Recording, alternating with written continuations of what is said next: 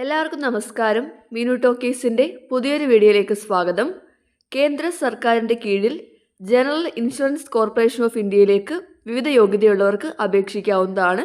കേന്ദ്ര സർക്കാരിൻ്റെ കീഴിലാണ് ജോലി വരുന്നത്. താല്പര്യമുള്ളവർക്ക് ഓൺലൈനായിട്ട് അപേക്ഷിക്കാം. തസ്തികയുടെ പേര് അസിസ്റ്റൻ്റ് മാനേജറാണ്. ഡീറ്റെയിൽസ് നോക്കാം. ഡെയിലി ഇതുപോലുള്ള ജോബ് വേക്കൻസികൾ അറിയാൻ ഇപ്പോൾ തന്നെ ഈ ചാനൽ സബ്സ്ക്രൈബ് ചെയ്യുക.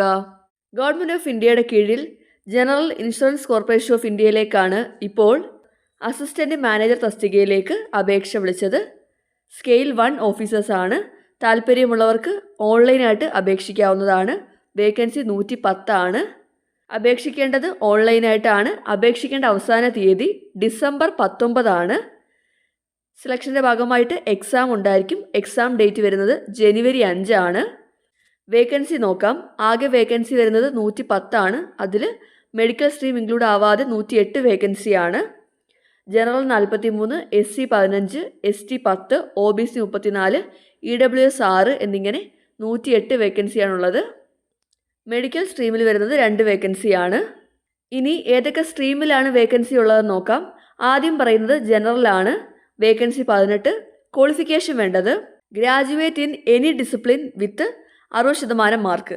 അതായത് ഏതെങ്കിലും വിഷയത്തിൽ ഡിഗ്രി ഉള്ളവർക്ക് അപേക്ഷിക്കാവുന്നതാണ്. പക്ഷേ 60% മാർക്ക് ഉണ്ടായിരിക്കണം. SC ST ആണെങ്കിൽ 55% മാർക്ക് ഉണ്ടായിരിക്കണം. ഇനി PG അല്ലെങ്കിൽ MBA ഉള്ളവർക്ക് മുൻഗണന ഉണ്ടായിരിക്കും. ഏത് ഡിഗ്രി ഉള്ളവർക്കും അപേക്ഷിക്കാവുന്നതാണ്. അടുത്ത ഫീൽഡ് ലീഗലാണ്. വേക്കൻസി 9. ക്വാളിഫിക്കേഷൻ വേണ്ടത് ബാച്ചിലേഴ്സ് ഡിഗ്രി ഇൻ ലോ ആണ്. അവിടെയും 60% മാർക്ക് ആവശ്യമാണ്. ഇനി LLM അല്ലെങ്കിൽ എക്സ്പീരിയൻസ് ഉള്ളവർക്ക് മുൻഗണനയുണ്ട്.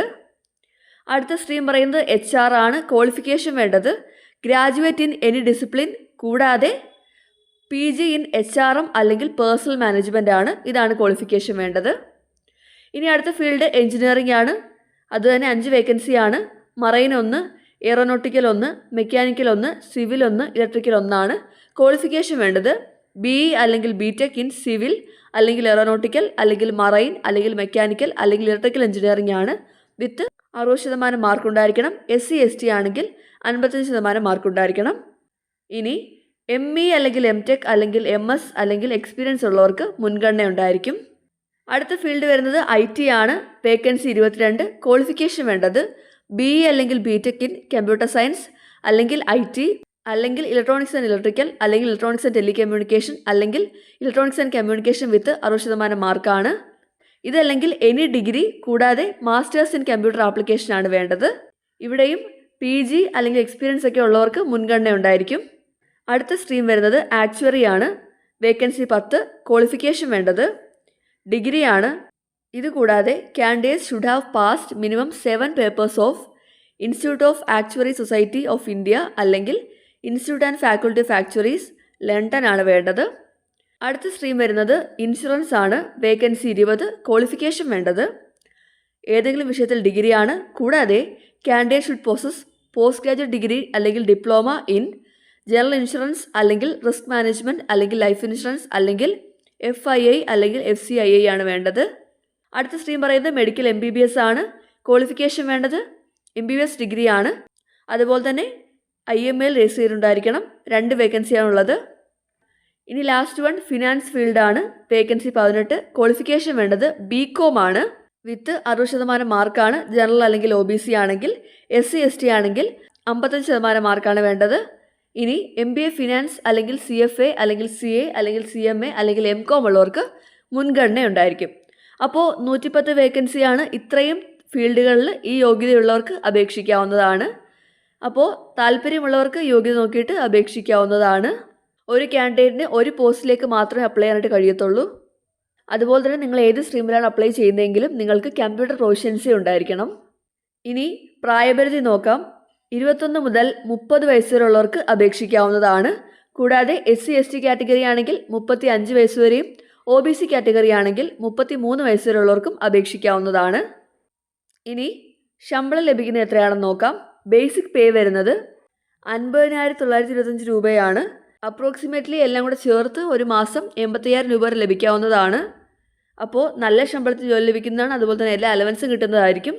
താല്പര്യമുള്ളവർക്ക് അപേക്ഷിക്കാവുന്നതാണ്. സെലക്ട് ചെയ്യുന്ന കാൻഡിഡേറ്റ്സിന് ജോലി വരുന്നത് മുംബൈയിലായിരിക്കും. സെലക്ഷൻ്റെ ഭാഗമായിട്ട് എക്സാം ഉണ്ട്. എക്സാം ഡേറ്റ് ജനുവരി 5 ആണ്. എക്സാം സെൻറ്റർ എവിടെയാണ് വരുന്നതെന്ന് നോക്കാം. കേരളത്തിൽ എക്സാം സെൻറ്റർ വരുന്നത് തിരുവനന്തപുരത്തും കോഴിക്കോടുമാണ്. നിങ്ങൾക്ക് ചൂസ് ചെയ്യാവുന്നതാണ് എവിടെ വേണമെന്നുള്ളത്. ഇനി എക്സാം സബ്ജക്ട്സ് നോക്കാം. ജനറൽ സ്ട്രീം ആണെന്നുണ്ടെങ്കിൽ test of reasoning, test of English language, test of general awareness, test of numerical ability and computer literacy, കൂടാതെ ടെസ്റ്റ് ഇൻ ഇംഗ്ലീഷ് ലാംഗ്വേജ് ഉണ്ടായിരിക്കും. ഇനി സ്പെഷ്യൽ സ്ട്രീംസ് ആകുമ്പോഴത്തേക്കും ഇത് കൂടാതെ ടെക്നിക്കൽ ആൻഡ് പ്രൊഫഷണൽ നോളജിൻ്റെ ടെസ്റ്റും ഉണ്ടായിരിക്കും. എക്സാമിന് പോകുന്നവർ കോൾ ലെറ്റർ കൊണ്ടുപോകണം, നിങ്ങളുടെ ഫോട്ടോ ID പ്രൂഫ് കൊണ്ടുപോകണം, അതുപോലെ തന്നെ നിങ്ങളുടെ ഫോട്ടോ ID പ്രൂഫിൻ്റെ ഒരു കോപ്പിയും കൂടെ കൊണ്ടുപോകേണ്ടതാണ്. ഈ ഡോക്യുമെൻറ്റ്സ് ഉണ്ടെങ്കിൽ മാത്രമേ എക്സാം സെൻറ്ററിലോട്ട് കയറാൻ പറ്റത്തുള്ളൂ. അതുകൊണ്ട് തന്നെ കൃത്യമായിട്ട് ഈ ഡോക്യുമെൻറ്റ്സ് എല്ലാം തന്നെ കൊണ്ടുപോകേണ്ടതാണ്. നിങ്ങളുടെ ID പ്രൂഫ് എന്ന് പറയുമ്പോഴത്തേക്കും നിങ്ങളുടെ പാൻ കാർഡ് അല്ലെങ്കിൽ പാസ്പോർട്ട് അല്ലെങ്കിൽ ലൈസൻസ് ഒക്കെയാണ്. ആധാർ ആയാലും മതി. അതിൻ്റെ ഒറിജിനൽ കൊണ്ടുപോവുക, അതുപോലെ തന്നെ കോപ്പിയും കൊണ്ടുപോവുക. ശ്രദ്ധിക്കേണ്ട കാര്യം, നിങ്ങളുടെ കോൾ ലെറ്ററിലുള്ള അതേ നെയിമുള്ള ഫോട്ടോ ID കാർഡ് വേണം കൊണ്ടുപോകാനായിട്ട്. അതുപോലെ തന്നെ കൃത്യസമയത്ത് തന്നെ എക്സാം ഹാളിൽ റിപ്പോർട്ട് ചെയ്യേണ്ടതാണ്. ഷോർട്ട് ലിസ്റ്റ് ചെയ്യുന്ന കാൻഡിഡേറ്റ്സിന് ഇൻ്റർവ്യൂ ഉണ്ടായിരിക്കും. ഇൻ്റർവ്യൂ ഡേറ്റൊക്കെ പിന്നീട് അറിയിക്കുന്നതായിരിക്കും. ഇൻ്റർവ്യൂവിന് പോകുമ്പോഴത്തേക്കും എന്തൊക്കെ ഡോക്യുമെൻറ്റ്സ് കൊണ്ടുപോകണമെന്ന് നോക്കാം. ഈ പറയുന്ന ഡോക്യുമെൻറ്റ്സിൻ്റെയൊക്കെ ഒറിജിനലും കൊണ്ടുപോകണം, സെൽഫ് അറ്റസ്റ്റ് ചെയ്തിട്ടുള്ള കോപ്പിയും കൊണ്ടുപോകേണ്ടതാണ്. എന്തൊക്കെയാണെന്ന് നോക്കാം. Print out of the valid interview call letter, നിങ്ങളിപ്പോൾ അപ്ലൈ ചെയ്യുന്ന ഓൺലൈൻ ആപ്ലിക്കേഷൻ ഫോമിന് print out, proof of date of birth, photo ID proof, mark sheet, certificates കൊണ്ടുപോവുക. അതുപോലെ തന്നെ കാസ്റ്റ് സർട്ടിഫിക്കറ്റും കൊണ്ടുപോകേണ്ടതാണ്. ഇത്രയും സർട്ടിഫിക്കറ്റ്സിൻ്റെ കോപ്പിയും ഒറിജിനലും കൃത്യമായിട്ട് തന്നെ കൊണ്ടുപോകേണ്ടതാണ്. ഇനി എങ്ങനെയാണ് അപേക്ഷിക്കേണ്ടതെന്ന് നോക്കാം. അപേക്ഷിക്കേണ്ടത് ഓൺലൈനായിട്ടാണ്. അപേക്ഷിക്കേണ്ട സൈറ്റ് GICRE.in എന്നാണ്. ഈ സൈറ്റ് വഴിയാണ് നിങ്ങൾ അപേക്ഷിക്കേണ്ടത്. അപേക്ഷിക്കാനായിട്ട് ആപ്ലിക്കേഷൻ ഫീസ് ഉണ്ട്. ആപ്ലിക്കേഷൻ ഫീസ് എന്ന് പറയുന്നത് 1000 രൂപയാണ്. SC/ST കാറ്റഗറിക്കും ഫീമെയിൽ കാൻഡിഡേറ്റ്സിനും ആപ്ലിക്കേഷൻ ഫീസ് ഇല്ല. ബാക്കിയുള്ളവർക്ക് ആപ്ലിക്കേഷൻ ഫീസ് ഉണ്ട്. കൃത്യമായിട്ട് ഓൺലൈനായിട്ട് പേ ചെയ്യേണ്ടതാണ്. ഇനി അപ്ലൈ ചെയ്യുന്നതിൻ്റെ ഭാഗമായിട്ട് 3 സ്റ്റെപ്പ് ഉണ്ട്. അതായത് application registration, payment of fees, പിന്നീട് ഡോക്യുമെൻറ്റ്സ് ഒക്കെ സ്കാൻ ചെയ്ത് അപ്ലോഡ് ചെയ്യേണ്ടതാണ്. എന്തൊക്കെ ഡോക്യുമെൻറ്റ്സ് ആണെന്ന് നോക്കാം.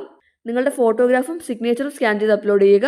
അതുപോലെ തന്നെ നിങ്ങളുടെ ലെഫ്റ്റ് തമ്പ് ഇംപ്രഷൻ കൊടുക്കുക. കൂടാതെ ഹാൻഡ് റിട്ടൺ ഡിക്ലറേഷൻ വേണം. ഡിക്ലറേഷൻ്റെ മാറ്റർ ഇതാണ്. നിങ്ങളുടെ പേര് കൊടുക്കുക.